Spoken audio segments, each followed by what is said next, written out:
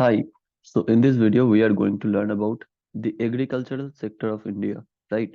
All the major information, all the important statistical data that we need to remember. Uh, we will be studying in this video, right? So without any further delay, let's get started. First point is, okay, so agriculture in India. We are going to study about agriculture in India. Agriculture plays a vital role in Indian economy. 54.6% of the population is engaged in agriculture and allied activities according to 2011 census, and it contributes 17.4% to the country's gross value added for the year 2016-17 at current prices. So as you can see, it is written in very simple language, and from now on, I will be talking in English only, right? I will very rarely use Hindi because I need to improve my English, spoken English skills, right? So as you can see, it is written in very simple language that in India, more than 50% of the population is engaged in agriculture, according to 2011 census, and 17 it agriculture sector contributes 17.4% to GDP, है ना? Mm,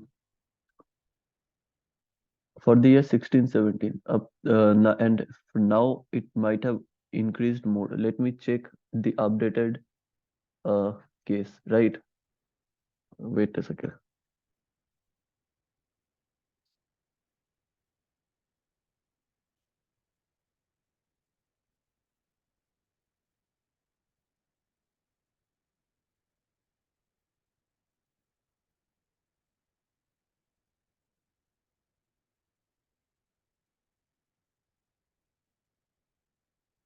20.19%. Okay, so it contributed 17.4% in 16-17, and in 21-22 it contributed around 20%. So agriculture and allied sector are critical in terms of employment and livelihoods for the small and marginal farmers who dominate the agricultural ecosystem in India.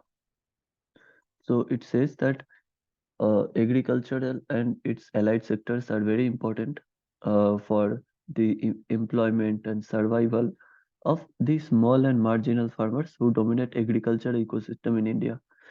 So there are not much big, large scale farmers in India, right? Most of the farmers are small and marginal, and farming is an important source of their income. The pattern of agricultural holdings reflects predominance 85% of small and marginal farmers in agricultural sector. The development strategy for agriculture should prioritize small holder agriculture in order to promote sustainable livelihood for reduction of poverty in India.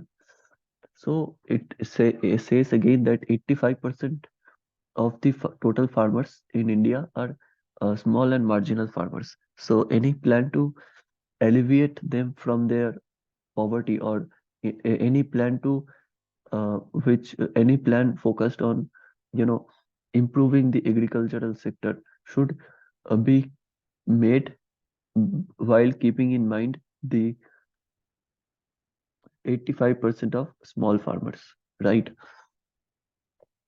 Uh, then the number of operational land holdings and area under operation have shifted towards small and marginal farmers. Women's participation in agriculture has increased and their concentration is higher, 28% among small and marginal farmers. So it says that whatever land is used for agriculture, most of them have shifted towards small and marginal farmers. Okay, and women's participation is also increased uh, among small and marginal farmers. The cropping pattern in India is highly skewed towards crops that are water intensive. So, what kind of crops are grown in India? Those that are water intensive. The incentive structure, like maximum selling price, heavily subsidized electricity, water, and fertilizers, have played a significant role in the misalignment of crop patterns in the country. So it says that majority of the crops that are grown in India are water intensive and it requires too much water. The incentive structures like MSP, a minimum support price, heavily subsidized electricity, water, and fertilizers have played a significant role in the misalignment of crop patterns in the country. So it further says that whatever incentive structures like minimum support price, then subsidized electricity and water and fertilizers, all these have made this misalignment. That means water intensive crops more, the gap has only widened, right? Then the water guzzlers, paddy and sugarcane consume more than 60% of irrigation water available in the country, thereby reducing water availability for other crops. It says that these are some of the specific names like water guzzlers, paddy, sugarcane consume more than 60% irrigation oil. Total out of, if 100 units of irrigation, 100 units of water is available for irrigation, 60 units are consumed by these crops only, and 40% is only left for other crops. For the small and marginal farmers, the cost of fertilizers are key determinants of profitability of farming. Since 2002, the fertilizer consumption in India has continually increased till 2011. However, the fertilizer consumption has been declining then. So it says that how much profit farmers will earn depends on uh, the cost of the fertilizers. Directly depends on the cost of the fertilizers, because a major chunk of the farmers' that they incur, cost that they incur while farming is the cost of fertilizers. So from there we can assume that to what scale fertilizers are being used. But this was the story till 2011. After 2011, the use of fertilizers are slowly, you know, decreasing. Maybe they have found an alternative way to fertilize them. The water, okay, this point is covered, this point is covered. The access to timely credit, the access to timely credit or finance is a critical determinant of profitability of agriculture. If credit is not available to purchase seeds at the time of sowing, or if lack of credit delays the administration of fertilizers, it can severely impact agricultural productivity. So it says that credit, the receiving of credit, receipt of credit is an important role, plays an important role in the overall process of, you know, agriculture, because as I said, 85% of the farmers are small and medium scale, and that 85% of the farmers are small and medium sized farmers, and that if they cannot invest, they do not have sufficient savings to invest on their own farm, and they rely on credit that is received from banks on a high level, right? And in banking and financial uh, uh, topics, a video, banking and financial wala video I have covered that uh, there are many institutions which are specifically made to lend to farmers, right? After that, food security exists when all people at all times have physical and economic access to sufficient, safe, and nutritious food that meet their dietary need and food preference to ensure an active and healthy life. So, what is food security? When is food security ensured? Food security exists when all people at all times have physical and economic access to sufficient, safe, and nutritious food that meets their dietary needs and food preferences to ensure an active and healthy life. So, this is when what this is what food security means. Food security in a country means that all the people of its country, all the people of the country have sufficient access to food, both physical on a physical level and economic level. And the food should be nutritious and should meet their day-to-day requirement, their day-to-day protein requirement. Not only protein, all the important nutrients requirement, right? The timely availability and affordability of food are critical for a developing country like India. So in a country like India, uh, uh, food should be available on a timely basis and on a very affordability basis, right? India's food security challenges lie in the areas of low GDP per capita, sufficiency of supply, public expenditure on research and development, and protein quality. So, what are the areas where our country faces food security challenges? Okay, food security challenges exist because we have low uh, food security challenges lies in those areas where there is low GDP per capita. mm, Supply of food is not sufficient, and public expenditure on research and development and protein quality. Okay, so insufficient supply and lack of public expenditure on research and development. These are the important challenges. These are the important challenges standing on the path of food security. India ranks number one in nutrition standards. India ranks number one in nutritional standards. India's overall food security score is 50.1 out of 100, which ranks India 76 out of the 113 countries. This reflects the need for India to further improve the management of food supply in various aspects. So it says that India ranks number one in nutrition standards. So we as a country are providing very nutritious food. But overall food security is 50 out of 100. That means India lies somewhere between 76 out of the 113 countries.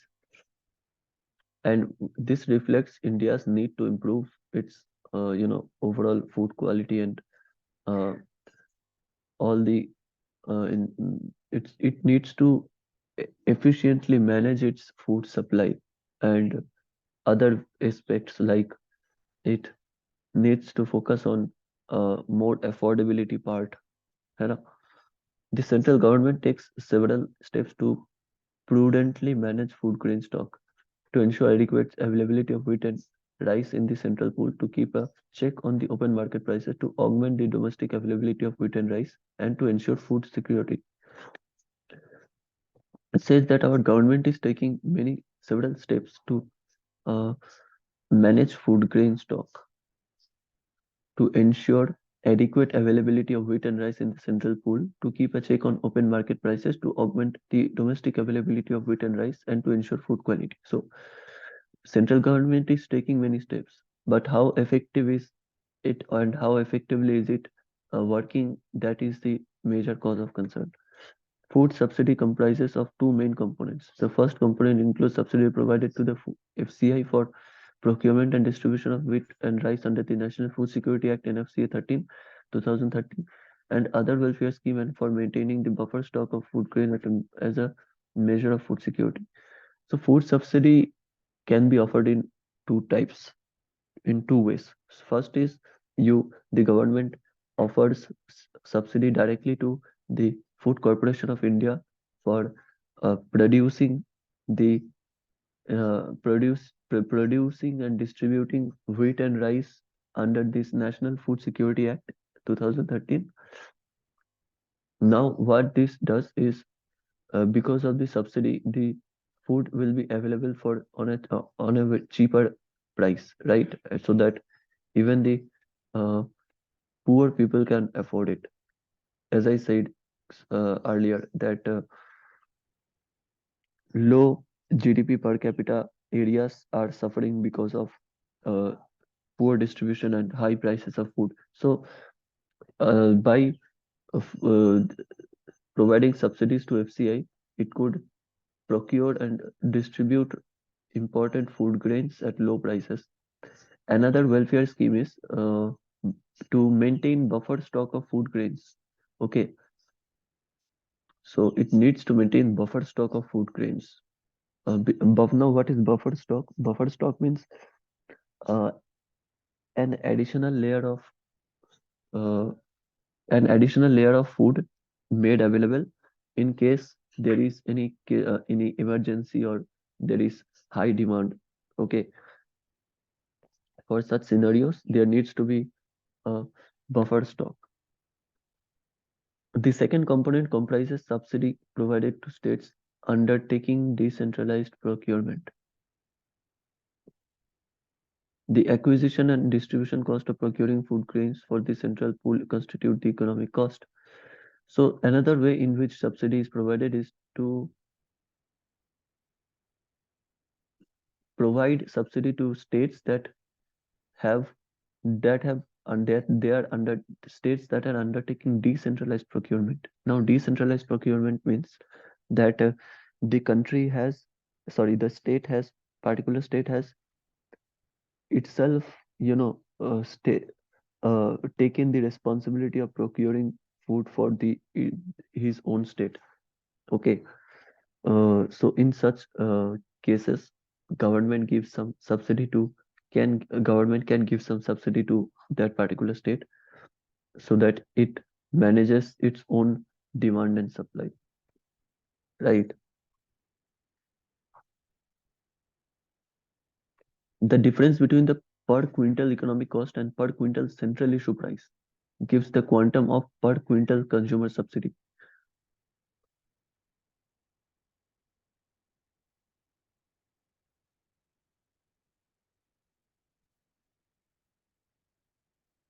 The difference between the per quintal economic cost and the per quintal central issue price gives the quantum of per quintal consumer subsidy.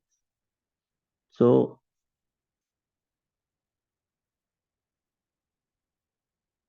economic cost means what is the actual cost that is spent on procuring and distributing the food grains. And the another cost is that is called central issue price. Central issue price means what price it is being sold to people. So the difference between them is called subsidy. So it is a very basic concept, right? Whatever the cost is incurred while for the production and minus selling price is called subsidy. The subsidized CIPs of rupees 321 per kg of rice. The subsidized CIPs of rupees 321 per kg of rice. Subsidized consumer central issue prices of rupees 321 per kg of rice, wheat, and coarse grains, respectively, under NFSA, were earlier applicable only to Antyodaya Anna Yojana families, which constitute about 2.5 crore poorest of the poor households. Under the targeted public distribution system, the BPL and APL categories were required to pay higher CIPs. The NFCA provides a wider coverage than the erstwhile TPDS. It also made the Antyodaya CIPs uniformly applicable to all NFCA beneficiaries. So in under NFSA,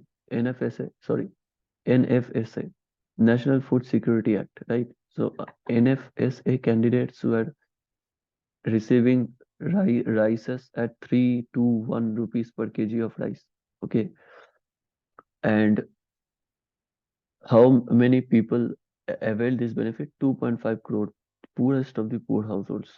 To be honest, my family, and we would not consider ourselves as poorest of the poor households, but us before some time, for some time, we have been also buying rice at 2 rupees per kg.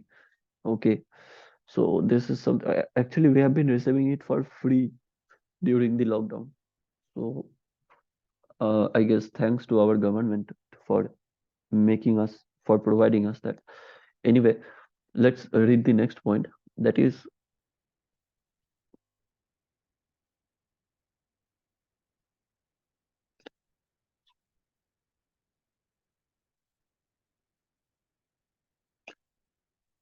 livestock and dairy farming sector. So livestock and dairy farming sector. Let's read about some information about this particular sector.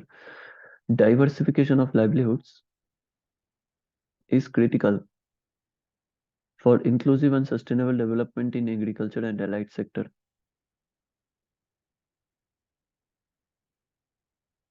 So only agriculture cannot sustain everything, right?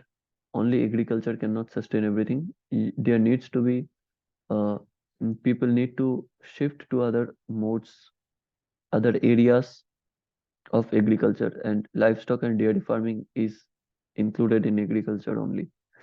Policies should focus on dairying as India is the largest producer of milk, livestock rearing, particularly of small ruminants, and fisheries sector as India is the third largest producer.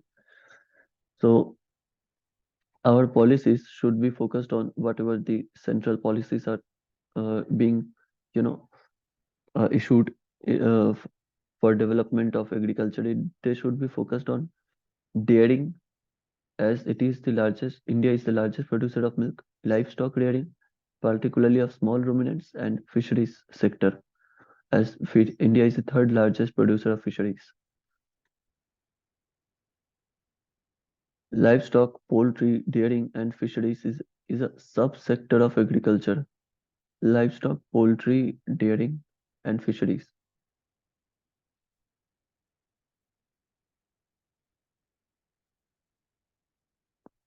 Livestock, poultry, dairying, and fisheries is a subsector of agriculture that provides livelihood to agriculture households during phases of seasonal unemployment.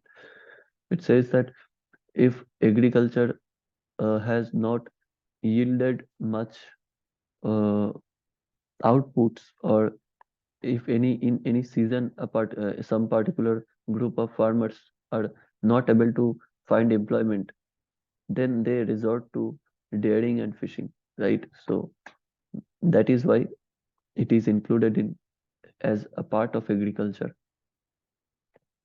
According to 19th livestock census, India has vast resource of livestock comprising about 300 million bovines, 65.1 million sheep, 135.2 million goats, and 10.3 million pigs.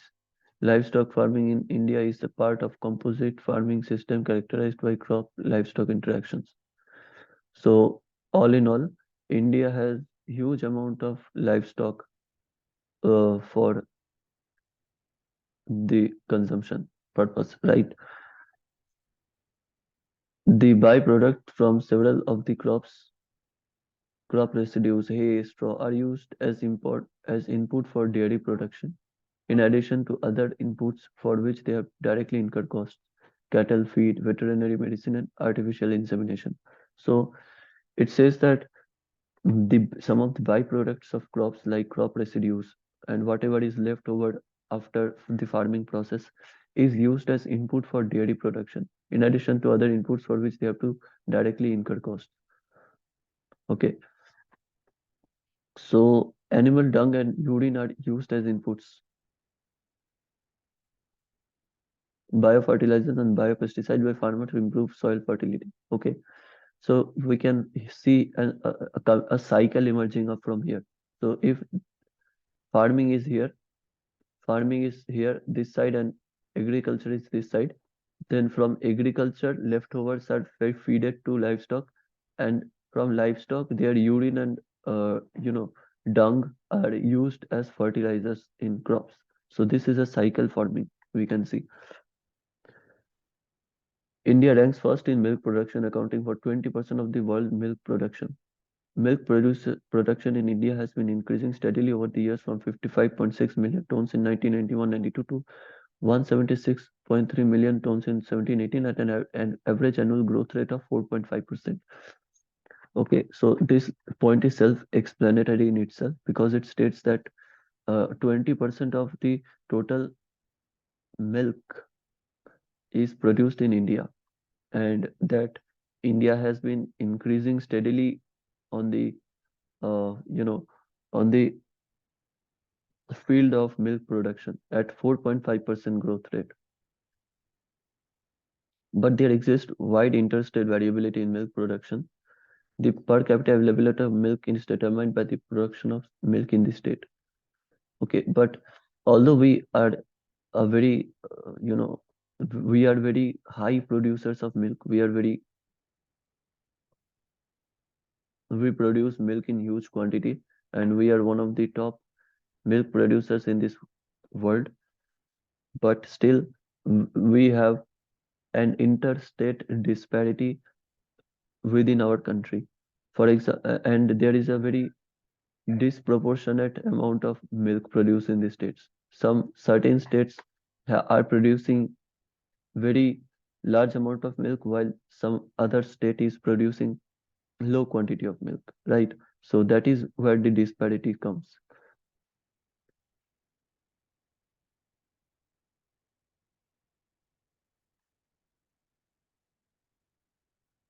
While the all India per capita availability of milk is 375 grams per day,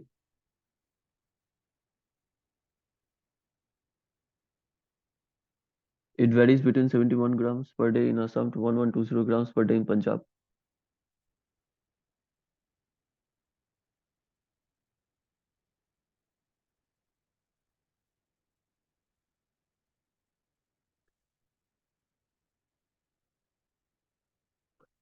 So all India per capita availability of milk is 375 grams per day, but due to the disparity of milk production, it varies from 71 grams per day in Assam and 1120 grams per day in Punjab. Okay, so this is the level of inequality or disparity on milk production. Now let's come to some of the major government schemes for livestock and dairy sector. First is Rashtriya Gokul Mission. Now, Rashtriya Gokul Mission to undertake breed improvement program for indigenous breeds so as to improve the genetic makeup and increase the stock. Indigenous cattle are well known for their quality of heat tolerance and ability to withstand extreme climatic conditions. Okay, so Rashtriya Gokul Mission is a government scheme which aims to improve the breed of the indigenous breeds, right? Breed improvement. All in all, Rashtriya Gokul Mission, breed improvement of the cows. E-Pashu Hath portal.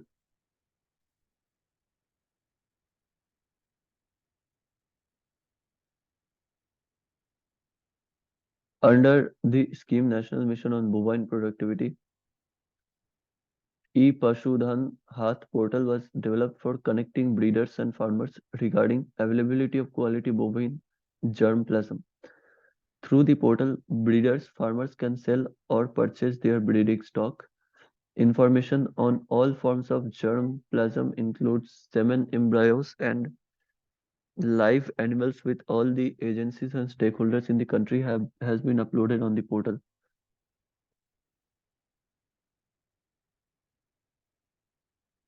So there is another government scheme called E-Pashu Hath portal. Under this scheme, National Mission on Bovine Productivity, E-Pashudan Hath portal was developed for connecting breeders and farmers regarding availability of uh, quality bovine germplasm. Okay, so E-Pashu Hath portal is a scheme that was basically launched in order to connect the farmers and the rearers, bovine rearers, okay, to the availability of good quality of germplasm, bovine germplasm.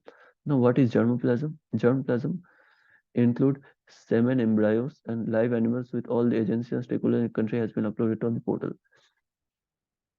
Okay, so germplasm basically means the semen, right? Sperm in simple words. So using this that germplasm, what can be done? They can improve the quality of bovines, right? Farmers can access to superior quality of uh, you know semens so that they can use it to produce good quality animals. उसके बाद national livestock mission. National Livestock Mission ensures intensive development of livestock, especially small livestock, along with adequate availability of quality feed and fodder. So, National Livestock Mission is a mission which is aimed at providing good quality and quantity of care and food to the existing uh, livestock. Okay, so it aims at providing good quality of mm, food and other necessary requirements to the uh, livestock. Livestock Health and Disease Control Scheme. So assistance provided under the scheme for prevention and control of animal diseases like foot and mouth disease, pest des petits, PPR, brucellosis, classical swine fever, etc. In order to strengthen and expand the trained veterinary manpower, the number of recognized veterinary colleges has been increased. So, livestock and health and disease control scheme is aimed at, as the name itself suggests, it aims at reducing the uh, brutal or fatal uh, diseases among the livestock and minimizing the diseases like prevention and control of diseases like foot and mouth disease, pest hepatitis, PPR, brucellosis, classical swine fever, etc.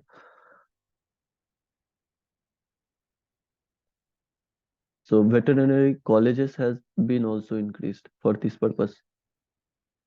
Dairy development.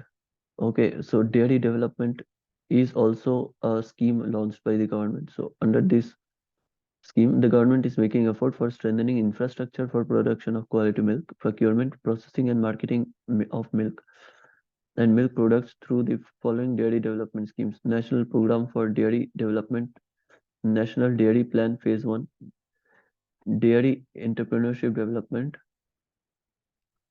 Dairy Processing and Infrastructure Development Fund, DIDF. Okay, so basically it means that the government is making efforts for, you know,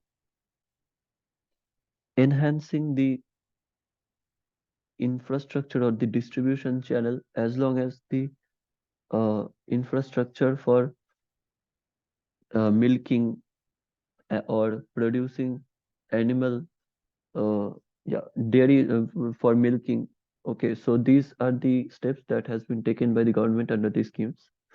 First is infrastructure for production of quality milk and marketing of milk, then distribution channels. Okay, so these are the three steps that are undertaken in this under this scheme. Production of important crops in three largest producing states.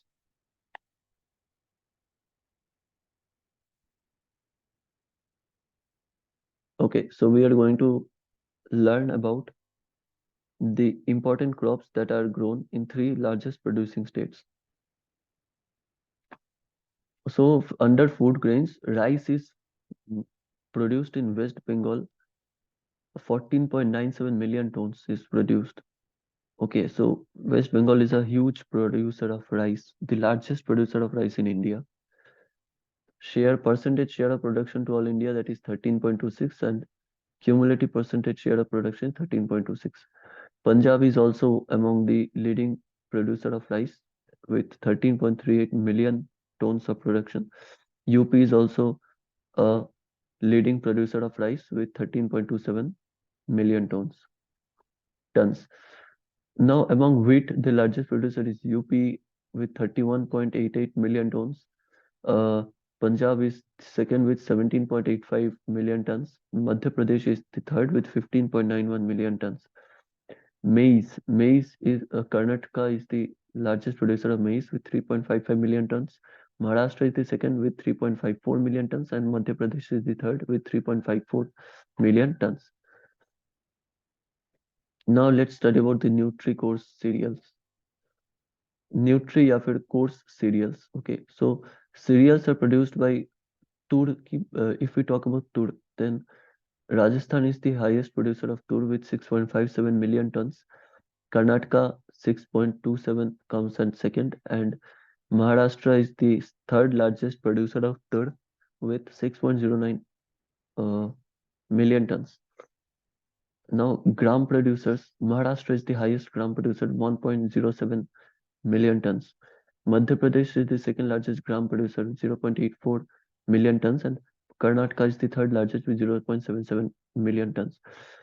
Total pulses में Madhya Pradesh is the highest producer with 4.6 million tons. Maharashtra is the second largest with 1.78 million tons, and Rajasthan is the third largest with 1.67 million tons. Total food grains, talking about total. Okay, so actually it was a mistake. Coarse cereals, among the coarse cereals, Rajasthan is the highest producer. Karnataka is the second highest. Maharashtra is the third highest. Among third, toor या फिर third, whatever it is spelled, Maharashtra, Madhya Pradesh, then Karnataka. In similar way, total food grains, Uttar Pradesh 551.3 million tons, Madhya Pradesh 33.5 million tons, and Punjab 31.7 million tons. Oilseed groundnut, if talking about oilseed groundnut, then Gujarat is the highest producer with 3.94 million tons. Rajasthan is the second highest with 1.26 million tons, and Andhra Pradesh is the third highest with 1.04 million tons. Rapeseed and mustard. Rajasthan is the highest producer of rapeseed and mustard with 3.4 million tons. Haryana 1.11 million tons second. Madhya Pradesh 0.98 million tons third. Talking about soybean, Madhya Pradesh is the highest with 5.32 million tons. Maharashtra is the highest with 3.89 million tons. Rajasthan is the highest with 1.07 million tons. Sunflower, if we talk about sunflower, then Karnataka is the highest producer with 0.1 million tons. Bihar is the second highest with 0.02 million tons. Odisha is the third highest with 0.02 million tons. Total oilseed ki, if talking about total oilseeds, then Madhya Pradesh is the highest with 6.95 million tons. Rajasthan is the second highest with 5.97 million tons. Gujarat is the third highest with 5.86 million tons. Now talking about other cash crops, for example, sugarcane. UP is the highest producer of sugarcane with 177.06 million tons. Maharashtra is the second highest with 83.13 million tons. Karnataka is the third highest with 28.26 million tons. Now mind it, as we read earlier, that sugarcane is one of the highest consumers of water, right? And our country is heavily skewed towards water-based crops. Now that is why we can see that among all the uh, crops or producers till now, this sugarcane is the highest in quantity produced. Cotton. Cotton is produced in Gujarat 12.64 million tons, Maharashtra 6.55 million tons, Telangana 4.75 million tons. Jute and mesta, West Bengal 7.64 million tons, Bihar 1.45 million tons, Assam 0.84 million tons. Okay, so this was all about the agricultural sector. Okay, I hope it was helpful for you. So let's keep this video till here only. Thank you for watching.